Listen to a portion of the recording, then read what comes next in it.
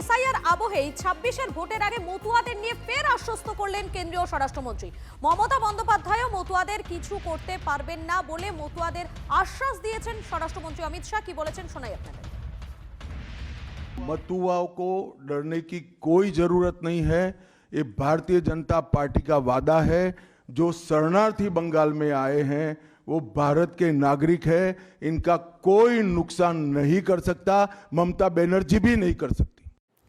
যারা শরণার্থী হিসেবে এদেশে এসেছেন তারা থাকতে পারবেন, তাদের কোনো ক্ষতি হবে না, এই কথা স্পষ্ট বললেন কেন্দ্রীয় স্বরাষ্ট্রমন্ত্রী অমিত শাহ। দেখুন, এসআইআর আবহ এবং সেই আবহের মধ্যেই ২৬-এর ভোট রয়েছে, সেই ভোটের আগে মতুয়াদের নিয়ে ফের আশ্বস্ত করলেন কেন্দ্রীয় স্বরাষ্ট্রমন্ত্রী মমতা বন্দ্যোপাধ্যায়ও মতুয়াদের কিছু করতে পারবেন না বলে মতুয়াদের আশ্বাস দিয়েছেন কেন্দ্রীয় স্বরাষ্ট্রমন্ত্রী অমিত শাহ।